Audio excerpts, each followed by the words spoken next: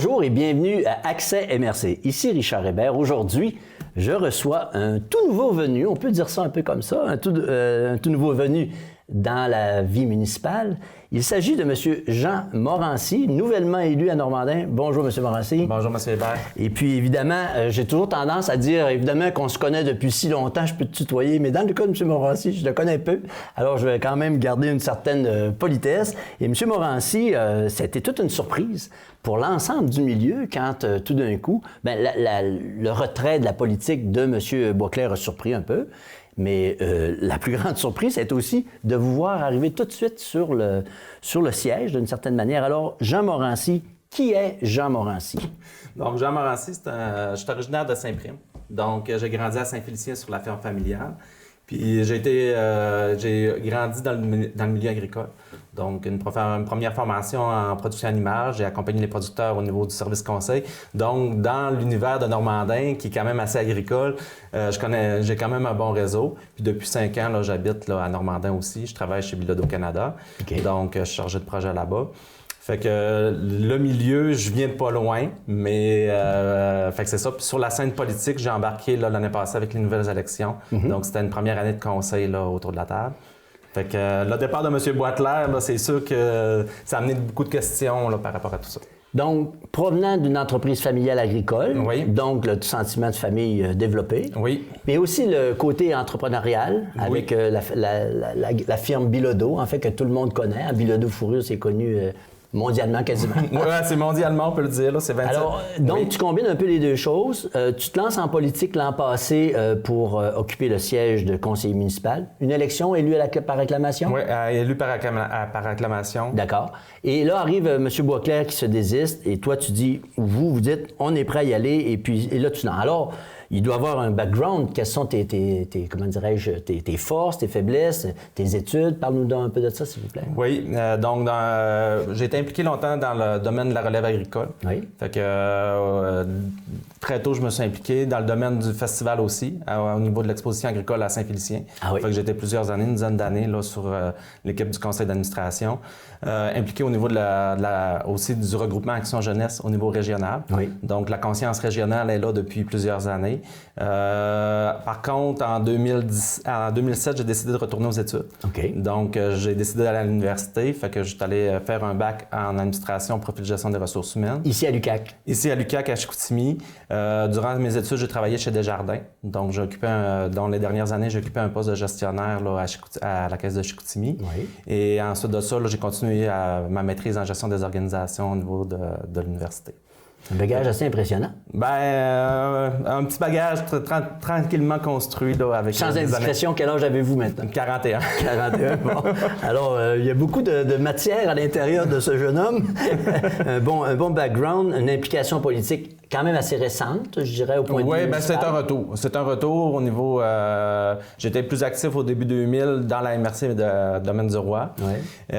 Puis, durant mes études, là, avec le travail, les études, tout ça, là, je me suis retiré un petit peu de la vie politique. Je savais que j'allais me réimpliquer, mais je pensais pas que ça allait être aussi rapide que ça. Là. Donc, la piqûre de la politique, ça fait longtemps que tu as ça dans toi. Oui, vraiment. Là, c'est vraiment une piqûre. Oui, exactement. C'est une fibre que j'ai développée dans mes études à l'Apocatière.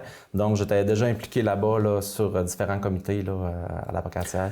Donc, la politique, tu y connais un peu parce que ça t'inspire.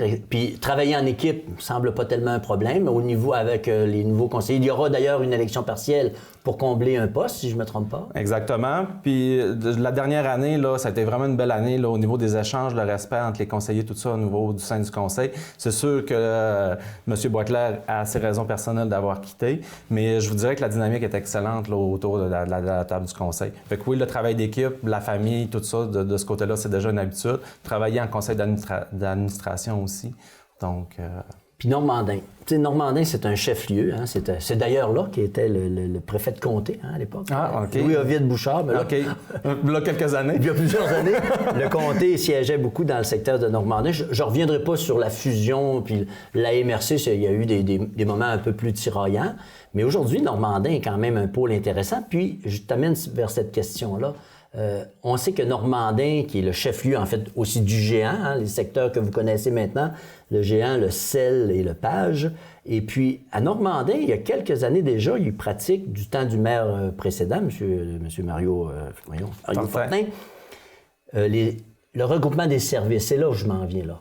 Tu sais, dans des petits milieux ou des villes de plus petite importance au point de vue du nombre d'habitants, les regroupements deviennent quelque chose qu'on envisage, quelque chose qui se pratique de plus en plus. Ta vision là-dessus par rapport au regroupement des services? Bien, moi, je trouve que c'est une alternative intéressante parce que l'enjeu, c'est d'assurer un coût de service aux citoyens à bon coût, mais aussi à qualité aussi. Ouais. Puis au niveau des normes, il y a eu énormément de normes qui ont été augmentées. Si on pense au traitement des eaux, tout ce qui est volet eau potable. Puis une ville de plus petite importance a les mêmes règles qu'une très grande ville. Même règles au niveau à suivre, mais aussi au niveau de la reddition de comptes. Donc, ça demande des compétences beaucoup plus pointues. Fait que le recoupement de services permet ça. Puis je vous dirais que même Dolbeau, au niveau de l'ingénierie, la MRC réfléchit présentement en regroupement pour l'ingénierie. Oui. Même Dolbeau participe. Oui. Donc, même si on est une plus grosse municipalité un petit peu, Normandais, je me considère quand même chanceux parce qu'on a quand même encore assez développé au niveau de l'appareil municipal. Oui. Mais même Dolbeau, qui a un corps encore beaucoup plus élaboré, vient participer. Là. Fait que l'idée MRC est quand même intéressante. Fait que moi, je m'inscris vraiment dans cette logique-là qu'on a une force à se regrouper. Là. Tant mieux. Et puis à Normandin, on en parlait un petit peu avant l'émission, c'est quand même un milieu qui a beaucoup de petites entreprises. Hein? Il y a quand même... Oui. J'apprenais, mais je savais. Tu sais, les petites et moyennes entreprises, c'est 98 des entreprises. Oui, je vous ai écouté hier à la radio. Tu sais, c'est quand même étonnant quand on y pense. On pense que c'est juste des méga entreprises. Alors, et à Normandin, qui est un milieu et industriel aussi, et agricole, il y a des perspectives intéressantes. Vraiment. Puis, c'est ce qui est intéressant, ce qui m'intéresse énormément au niveau de cette municipalité-là, c'est justement le dynamisme, autant au niveau de l'entreprise privée que l'esprit communautaire. Ouais. Parce que ce qui est intéressant aujourd'hui, je n'enlève rien aux personnes qui ont porté à bout de bras des organismes bénévoles, mais aujourd'hui, il y a les jeunes retraités qui sont dynamiques, qui viennent s'impliquer dans les organisations, donnent un nouveau souffle à ces organisations-là. Puis à Normandin, on est chanceux, on a plein d'organisations qui sont dynamiques. Les Grands Jardins en est un bon exemple. Oui. La Main du Samaritain qui devient au partage là, aussi, là, c'est un très bon exemple là, qui est en train de se développer. Donc, cet esprit entrepreneurial-là est là naturellement sur le territoire. Fait que je trouve ça, c'est dynamisant. Puis c'est intéressant aussi pour le développement là, futur. Puis Normandin a toujours eu aussi, là, comment dirais-je, une vie active là, au niveau des affaires. On vient d'en parler rapidement. Là, il y a quand même... Chambre de commerce, on parle aux alentours de 110 membres de la Chambre de commerce Géant. Donc, c'est une chambre de commerce qui est très dynamique aussi. Oui, oui, de ce côté-là, c'est intéressant. Puis c'est une ville-centre un petit peu au niveau de la plaine. Fait qu'on a aussi les grandes usines de résolus qui sont un peu partout sur le territoire. Fait que ça amène un trafic régulier sur le territoire. Fait que c'est naturellement un point de service naturel dans le milieu du territoire. En tout cas, Normandin joue un rôle extrêmement important dans son secteur, puis aussi au sein de la MRC Maria-Chapdelaine, parce qu'en réalité, je me souviens de votre prédécesseur, M. Fortin, qui quand même jouait un rôle important au sein de la MRC, parce que, d'abord, le poids démographique est là, puis aussi parce que il y a des idées qui souvent viennent de Normandin, qui sont récupérées par ici. Puis c'est un bel échange. Tu sais, on parle rapidement de la MRC. La MRC Maria-Chapdelaine, qui malheureusement connaît une certaine diminution ou stagnation, on va dire stagnation, de sa population, devra nécessairement redonner un petit coup là-dedans parce que faut qu'on trouve une manière de, premièrement, contrer l'exode, etc. Il y a des projets qui sont pas très, très loin. Et je vous amène vers cette question-là tranquillement, pas vite. On le sait, entre autres, que les serres toundra proposent quand même des agrandissements extraordinaires d'autres phases. Parle-nous un petit peu du rôle important que devra jouer Normandin dans ce futur développement. Bien, dans le fond, dans le futur développement, il y a un enjeu de loger les travailleurs. Normandin s'est déjà inscrit là, avec l'accueil là, au niveau de la CDE, là, avec le presbytère pour l'accueil de... Il y en a combien de personnes qui avec les normes, là, ça a changé un petit peu. Là. Mais il y a quand même il y a un bon noyau là. Personnellement, chez Bilodeau Canada, moi, j'ai travaillé sur les dossiers là, de personnes immigrantes. Là, on a 12 personnes là, qui proviennent du Mexique présentement qui travaillent chez nous. Oui. Donc, c'est une réalité qui vient dans le milieu, mais qui vient aussi dynamiser le milieu si on est capable de les accueillir comme il faut. On a une politique présentement en place dans la ville, on a réfléchi. Donc ça va devenir intéressant. C'est un enjeu qui est là, qui est présent, le logement. La MRC, on l'a réfléchi, là, il y a eu des actions qui ont été faites, des sondages, voir la problématique de logement. Je sais qu'il y a des actions qui sont entreprises dans ce sens-là aussi présentement. Puis Sartoundra, ben moi je trouve ça intéressant au niveau de la dynamique parce que les emplois que ça va créer, ce qu'on s'attend, c'est qu'un jour peut-être ces gens-là vont amener leur famille aussi là. Fait que ça va venir dynamiser notre milieu là. Puis tu sais les petits villages avoisinants, je pense à Saint-Émond-les-Plaines, je pense à des petits endroits comme je dis des petits endroits, je ne dis pas de manière péjorative, mais des endroits où il y a de moins grande population, s'ils pouvaient revenir la famille au complet, ben, c'est ça. Puis d'acheter des maisons pour un prix qui est dérisoire quand on compare au grand centre à Montréal, je veux dire acheter une maison à Saint-Émond-des-Plaines puis l'acheter à Vaudreuil-Soulanges, ça ne doit pas être le même prix. Bien, c'est sûr qu'il y a une variation. Il y a une augmentation que j'ai hâte de voir le nouveau rôle là, aussi là, au niveau de nos municipalités. Toutes les municipalités du secteur géant, je pense qu'il va y avoir une augmentation de la prise de valeur. Mais c'est sûr qu'au niveau, c'est quand même assez compétitif. Mais il reste un enjeu là par rapport au développement parce que la question vient à se poser, est-ce qu'on a assez d'espace pour accueillir les gens? Mais là, si on fait des nouveaux développements, il y a tout l'enjeu des infrastructures qu'il va falloir développer là, sur le territoire. Donc, il y a un coût à ça. Est-ce que comme municipalité, on a la capacité de l'investir? C'est des bons questionnements. Vous savez, gérer une crise de croissance, c'est aussi difficile. Hein? Puis la question, c'est voir à long terme quel impact peut avoir. Est-ce que c'est une demande qui est ponctuelle suite à l'effet COVID ou c'est vraiment une tendance qui va s'inscrire dans le futur avec les entreprises? Fait qu'il reste tout ça là, à réfléchir. Vous parliez de bien accueillir les gens. D'ailleurs, c'est un motto qu'on entend de la part du gouvernement, d'accueillir moins, mais les accueillir mieux. J'embarquerai pas sur ce sujet-là. Mais je sais qu'exemple, dans les marchés d'alimentation à Normandin, IGA pour le nommer, fait un petit publicité à M. Cloutier en passant. Je pense qu'il y a même des rayons d'épicerie ou de... Bien, on voit apparaître, c'est ça. Des produits. Des produits qui sont plus spécifiques pour ces personnes-là parce que c'est leur habitude culturelle. Donc, qui viennent nous influencer aussi, qui nous font goûter là, leur culture. Fait que oui, c'est le fun d'avoir cette Bravo pour le métissage. Oui, c'est ça. Autant au point de vue culinaire que d'espace de vie puis de trucs sociaux. Est-ce que ces gens-là s'impliquent beaucoup dans la municipalité? Ou... Bien, je vous dirais que Porte ouverte sur le lac fait un beau travail parce qu'ils travaillent sur l'inclusion de ces gens-là. Ils se regroupent entre eux aussi, parce que dans le défi d'accueillir les gens, en entreprise, on veut bien les accueillir, mais quand on arrive dans la communauté, il reste qu'il y a une portion importante du temps qui reste dans la communauté. Fait comment qu'on peut créer une dynamique autour de ça? Donc, c'est sûr qu'il y a un enjeu là. C'est pour ça qu'on a travaillé, la municipalité, à faire un local. On a vraiment un local qui permet à ces gens-là de se rassembler. Ah oui? Oui, on a développé Parle-nous-en un petit peu. Bon, mais ce local-là, c'est un local qui se trouve sous la bibliothèque à Normandin. OK. Donc, ils peuvent le réserver gratuitement pour tenir des rencontres. Exactement, des activités là. Je sais qu'au mois de décembre, là, il y a une activité qui est prévue là, pour présenter c'est quoi un Noël là, au niveau du Mexique. Okay. J'ai pas la date m'échappe, là, mais c'est ça, là, ça leur permet d'avoir un lieu sans frais pour se rassembler. Parce que se rassembler dans des maisons, dans les logements, c'est... Quand on veut avoir un groupe un petit peu plus large, ben, je pense que ça fait bien. Là. Fait qu'on a aménagé ce local-là, leur donner certaines facilités là, pour qu'ils puissent se rassembler. Un bel exemple à suivre pour les autres municipalités qui ont dans leur mur des gens qui viennent de l'étranger ou d'ailleurs. Alors ça, c'est une belle suggestion de M. Morancy. L'équipe de la municipalité a travaillé fort là-dessus. Puis l'historique fait que autant chez Nutrableu à l'époque, là, qui faisait venir des gens pour la cueillette des bleuets, que les Sartoundra là, avec les Guatémaltais, là, qui ont amené déjà cette dynamique-là. Fait qu'on baigne là-dedans là, peut-être depuis un peu plus de 5 ans. Fait que c'est intéressant. Là, ça nous a amené à développer. Puis en d'autres développements, il y en a eu un tout récemment, je pense aux congéleries héritiers, hein, quand même, qui s'est implanté dans le parc industriel. Oui, c'est un beau... c'est quelque chose d'intéressant. En plus que ça va dans l'idée de la MRC, parce que c'est le parc régional décentralisé là, au niveau industriel. Donc, ça s'inscrit dans cette logique-là, là, au lieu de travailler plus collectivement, quand il arrive une entreprise, comment on peut y offrir là, comme territoire MRC là, le meilleur lieu de localisation, au lieu de faire de la surenchère sur Fait que là, cette dynamique-là est intéressante. Puis c'est un des premiers projets qui s'implantent. Fait que c'est intéressant. C'est une congèlerie, donc c'est une coopérative qui regroupe une trentaine de producteurs agricoles qui se sont donné le moyen de congeler leurs bleuets, de se donner du levier par rapport à ça. Fait que c'est vraiment intéressant. C'est une belle entreprise, là. Notre première dans ce nouveau parc-là, dans le parc régional en plus MRC.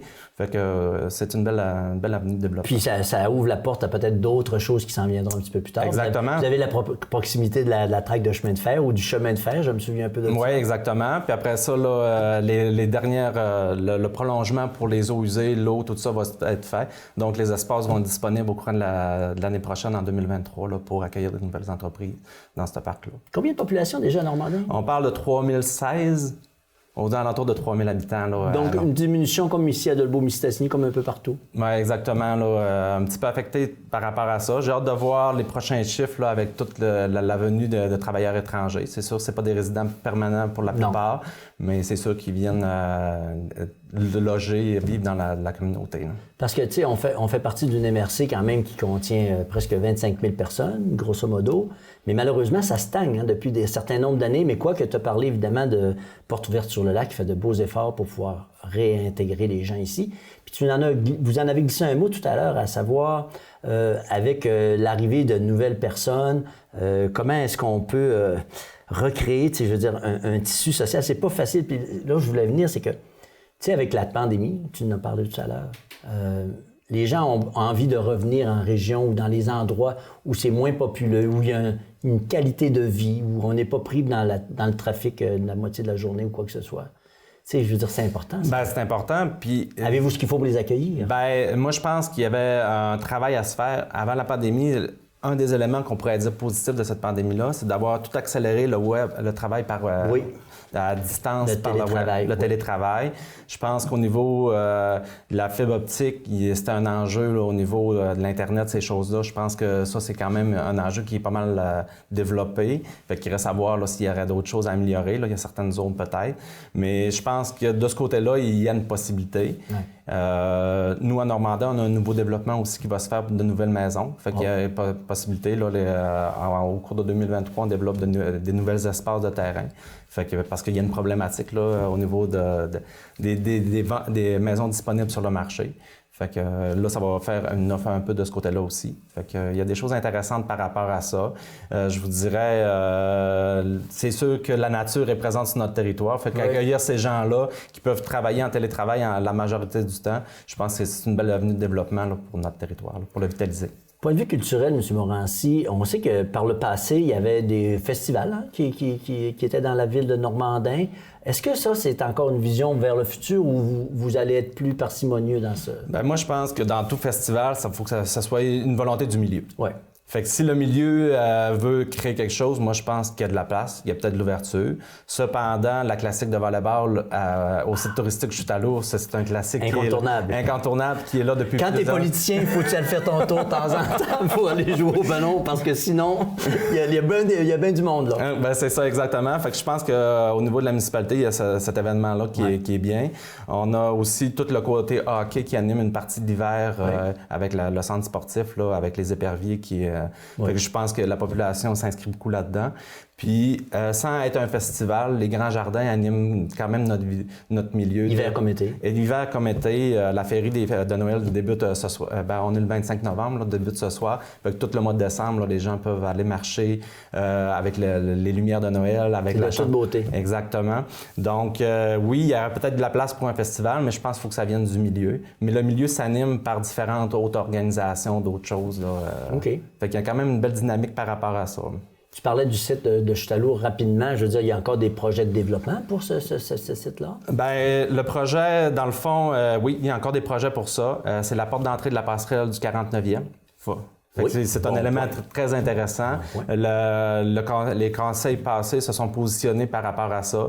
Ils ont travaillé avec la MRC, entre autres. Là, c'est une vision un peu de MRC. Ben, c'est pas un peu, c'est une vision MRC qui a été développée. Puis plus que MRC, c'est régional parce qu'avec la passerelle là, qui vient de s'établir sur la Péribonka, on vient d'ouvrir sur les Monts-Valin. Donc, ça devient pas un enjeu, mais une force régionale de mise en marché. Fait que le site touristique Chute à l'eau peut s'inscrire dans cette dynamique-là. Tout à fait. On a de l'hébergement qui est adapté pour l'hiver.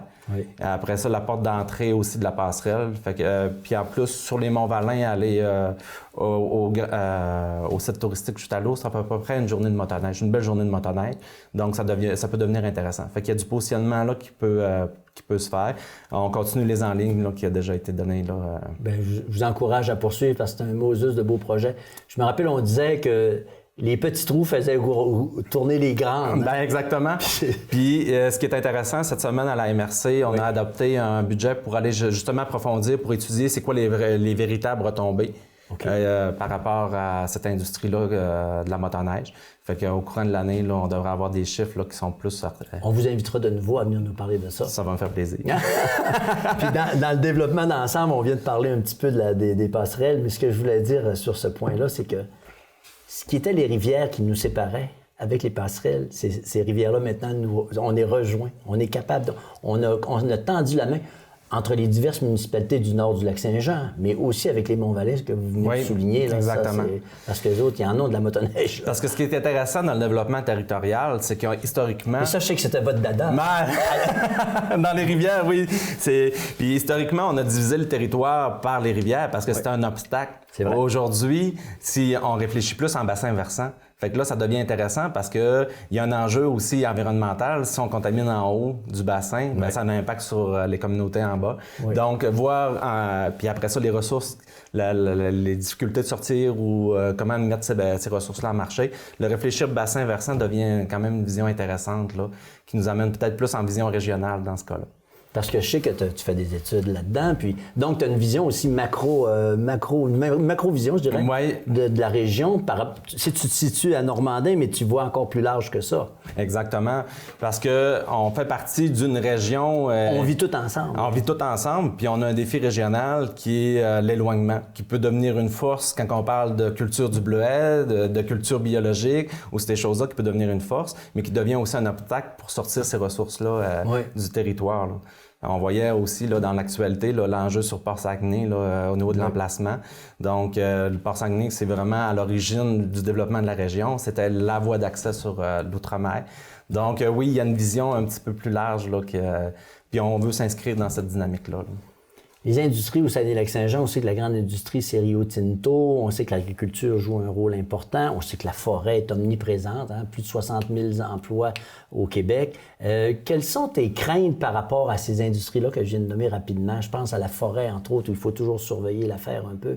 Est-ce que ça t'inquiète, l'avenir? Bien, l'avenir, c'est sûr qu'il est toujours incertain parce que c'est un avenir de marché. Si je prends, moi, mes origines sont dans le domaine laitier. On était sous gestion de l'offre qui donne une certaine sécurité du revenu, tout ça. Mais quand on tombe dans les autres productions comme le bœuf ou le bois, ben c'est vraiment des marchés. On ne compte pas le marché intérieur. On dépend des marchés internationaux. Oui. Donc, comment on peut se positionner sur les marchés internationaux qui varient? Ben, c'est sûr que c'est un enjeu là, qui est plus grand que nous. Mais comment on peut le réfléchir? On peut quand même réfléchir notre territoire. Fait que oui, il y a des enjeux là par rapport à ça. Là, comment on peut dire ouvrir l'exploitation de ce territoire-là, ces choses-là. Comment on peut se l'approprier aussi là, en vision. Fait que oui. Puis Normandin a vraiment, je trouve qu'il y a un beau parcours. Je regarde, on parlait tout à l'heure avant l'émission de l'aéroport intermunicipal ici ou à l'aérodrome maintenant. Tu sais, c'est des projets dans lesquels Normandin a embarqué de plein pied. Il y a des projets comme ça où c'est important que tous se regroupent ensemble. Puis ça, c'en est un exemple. Et je voulais t'amener sur un autre sujet, c'est la Société d'énergie communautaire, qui quand même fait un bon travail puis qui nous permet d'avoir des revenus. Et qu'est-ce qu'on peut faire avec ces revenus? Bien, exactement, parce que c'est un levier de développement sur notre territoire. Comme le bleuet qui a été une force là, au niveau collectif. Ouais. On le voit là avec tantôt on parlait de la coopérative L'Héritage là, qui se sont développés parce que c'est autour du bleuet, il y a un certain revenu qui donne du levier pour se développer. Au niveau collectif, l'aérodrome est un très bon exemple là, avec les bleuets de serre qui permet de développer cette infrastructure-là, de la maintenir à jour. Fait qu'il y a tout cet enjeu-là. Et la Société de l'énergie aussi, là, c'est au lieu que cette énergie-là soit privée ou de l'État directement, bien, c'est à nous, ça nous revient à nous de le développer, de se faire des fonds pour aussi savoir où est-ce qu'on va les investir. Puis les projets, il y en a plein, parce que quand on se donne ces leviers-là, il ne faut pas oublier que notre MRC, c'est une MRC qui a un indice de dévitalisation quand même assez élevé, oui. Mais avoir ces revenus-là collectifs pour se donner des moyens de se développer, là, ça devient intéressant. C'est pas de l'argent qu'on vole à nulle part, c'est de l'argent qui nous appartient à nous autres. Puis la preuve, c'est que la grande compagnie qui est ici, ils l'ont compris, l'importance du pouvoir hydroélectrique. Ben, oui, oh, oui, puis je vous dirais que ça va faire bientôt 100 ans que le lac Saint-Jean est à il va falloir qu'on retravaille ça un petit peu. Oui, il va falloir le effectivement. Puis, ce qui est intéressant quand on s'intéresse, on approfondit, je ne sais pas au niveau du temps, là, mais si on approfondit un peu l'histoire, c'est qu'historiquement, il y a eu deux harnachements sur le lac Saint-Jean. Oui. Le premier harnachement, on parle de 1860-1867. Et il y a eu une première harnachement. Justement, pour faciliter au niveau du bois, tout ça, il y avait une immense glissade là, pour éviter de briser le bois. Mais l'Alma, exactement, sur la grande décharge. Puis, historiquement, l'enligne, c'était sur l'agriculture. Il y a un document fascinant produit en 1888 par le ministère de l'Agriculture qui prônait le développement de la région sur l'agriculture. Le gouvernement, suite aux pressions du monde agricole, qui était la nouvelle colonisation, ont décidé d'enlever l'harnachement du lac Saint-Jean, justement pour favoriser les terres qui sont baignées. Donc, tout cet élément-là qui est intéressant a fait que, vu que l'enlignement, c'était l'agriculture, bien, ils ont décidé de le faire. Mais par la suite, tout le développement là, au niveau de la forêt, de l'énergie, là, est venu prendre une place intéressante et importante pour la région. Fait que depuis 1926, là, la deuxième harnachement là, qui s'est fait. M. Morancy, j'aime bien vous parler. Vous avez un discours très, très bien structuré. Et on aurait avantage de se revoir pour rejaser d'autres sujets. Ça va me faire plaisir. J'en ai plein dans ma besace aussi. Ça fait bien plaisir de vous rencontrer. On aurait passé encore plusieurs instants avec Jean Morancy, le nouveau maire de Normandin, qui s'intègre dans une équipe qui s'appelle la MRC Marais-Chapdelaine, des nouvelles jeunes personnes avec du dynamisme. Ça nous fait extrêmement plaisir. Monsieur Merci Morancy, beaucoup, M. Hébert. Vous êtes le bienvenu chaque fois que ça va vous tenter ici à la MRC. Et sur ces bonnes paroles, je vous laisse là-dessus. Je vous remercie de votre écoute et on se revoit à une prochaine. Merci.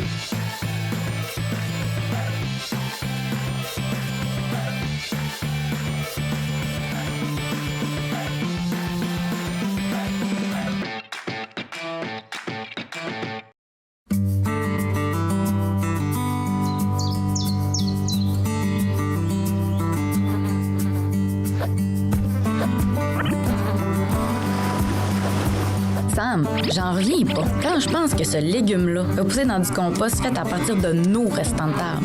En plus, aider à faire du compost en mettant nos matières dans le bac brun, c'est pas compliqué et ça aide à réduire les gaz à effet de serre. J'adopte mon bac brun.